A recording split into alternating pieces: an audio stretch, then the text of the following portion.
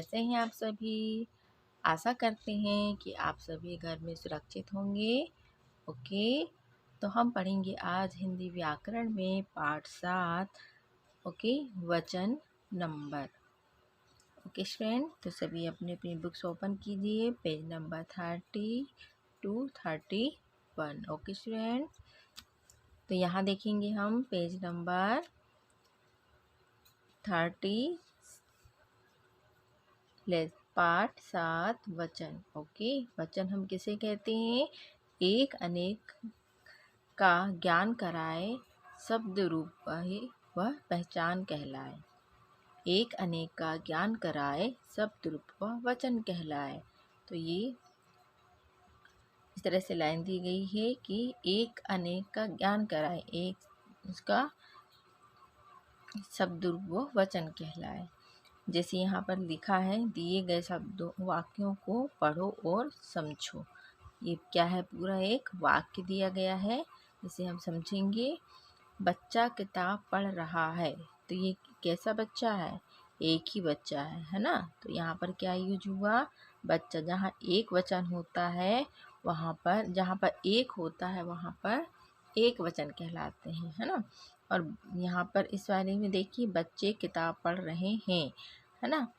जब एक वचन रहता है तो रहा आता है, और जहाँ बहुवचन होता है वहाँ रहे आ जाता है, ठीक है। और ये बच्चे मतलब एक से ज़्यादा हैं, तो यहाँ पर क्या आ गया? बच्चे किताब पढ़ रहे हैं। ये बच्चा किताब पढ़ रहा है, यहाँ पर बच्चे किताब पढ़ रहे हैं। ओके, तो ये क्या हो गया? ये बहुवचन हो गया। इस तरह से एक और एग्जाम्पल है, पतंग उड़ रही है। कितनी पतंग है? यहाँ पर एक ही पतंग है, तो यहाँ पर क्या हो गई? उड़ रही है ना। अब यहाँ पर एक से ज़्यादा पतंग है, तो क्या यूज हुआ यहाँ पर? पतंगे उड़ रही है, ठीक है। यहाँ पर क्या यूज हुआ? पतंग उड़ रहे हैं, क्योंकि एक पतंग है, यहाँ पर एक से ज़्यादा है, तो यहाँ पर क्या हुआ? पतंगे उड़ रही है। ओके स्टूडेंट, अब आइए यहाँ ध्यान देने वाले बातों में यहाँ देखेंगे। इन वाक्यों में बच्चा, किताब, पलंग शब्दों से अनेक होने का बोध होता है, ठीक है। बच्चे, पतंगे शब्द से अनेक होने का बोध होता है। ओके स्टूडेंट, तो ये क्या है? अपने बताया गया है इसमें उदाहरण के रूप में कि इन वाक्यों में बच्चा, किताब, पतंग शब्दों से अनेक होने का बोध हो रहा है। और यहाँ पर नेक्स्ट है, बच्चे, पतंगे आदि से उसके अनेक होने का बोध होता है, दोनों से, ठीक है। आगे रीड करेंगे कि वचन हम किसे कहते हैं। तो यहाँ वचन शब्द की जिस रूप से उसकी एक या अनेक संख्या होने का बोध हो, उसे वचन कहते हैं, ठीक है। ये वचन की परिभाषा दी गई है। वचन क्या हुआ? कि शब्द के जिस रूप से उसके एक या अनेक संख्या होने का बोध होता है, उसे वचन कहते हैं। जैसे पत्ती, पत्तियाँ। पत्ती एक वचन, पत्तियाँ बहुवचन। कलम एक वचन, कलमें बहुवचन। किताब एक वचन, किताबें बहुवचन आदि। वचन के भेद बताए गए हैं, काइंड ऑफ नंबर्स। वचन के दो भेद होते हैं। वचन के दो भेद होते हैं। पहला एक वचन, दूसरा बहुवचन।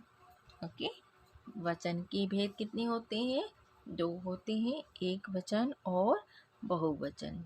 अब एक वचन हम किसे कहते हैं?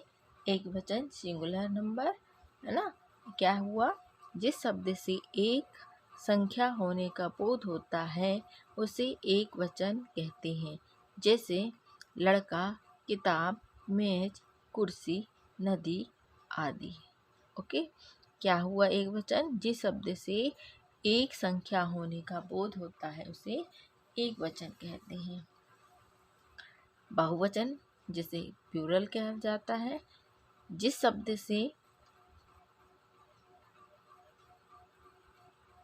अनेक संख्या होने का बोध होता है, उसे बहुवचन कहते हैं। ओके, जैसे लड़के, किताबें, मेजें, कुर्सियाँ, नदियाँ आदि। ये क्या हो गई? अपनी बहुवचन के उदाहरण। अब यहाँ पर नीचे देखेंगे दिए गए वाक्य एक वचन और बहुवचन को ध्यान से यहाँ पढ़ना है और हमें याद रखना है, ठीक है। जैसे एक वचन केला, केले, बेटा, बेटे, पंखा, पंखे। फिर बकरी, बकरियाँ, बहन, बहनें, माला, मालाएं, गाय, गाय, नदी, नदियाँ। फिर गेंद, गेंदें। फिर है रोटी, रोटियाँ, गाड़ी, गाड़ियाँ, लड़की, लड़कियाँ, रात, रातें, वस्तु, वस्तुएं, पुस्तक, पुस्तकें, बिल्ली, बिल्लियाँ, अंडा, अंडे, चिड़िया, चिड़ियाँ। ओके, तो बच्चों हमने यहाँ पर एक वचन और बहुवचन को यहाँ पढ़े हैं। ओके, आगे रीड करेंगे पेज नंबर 32।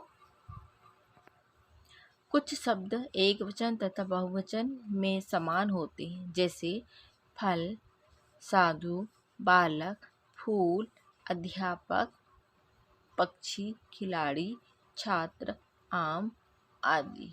ओके, नेक्स्ट है ऐसे शब्दों के वचन की पहचान क्रिया से होती है, जैसे आम मीठा है, तो यहाँ पर मीठा क्या है, एक वचन, आम मीठे हैं, यहाँ बहुवचन। ओके, फिर है ऐसे शब्दों में कारकों के अनुसार वचन की पहचान होती है, जैसे बालक एक वचन है, बालकोनी बहुवचन है, फल एक वचन है और एक वचन फलों की है। ओके स्टूडेंट्स, तो आज हमने हिंदी व्याकरण का पाठ 7 वचन रीड किया है। ओके, आप लोग भी रीड करके आए और उनके प्रश्न उत्तरों को करने का अभ्यास करें। ओके।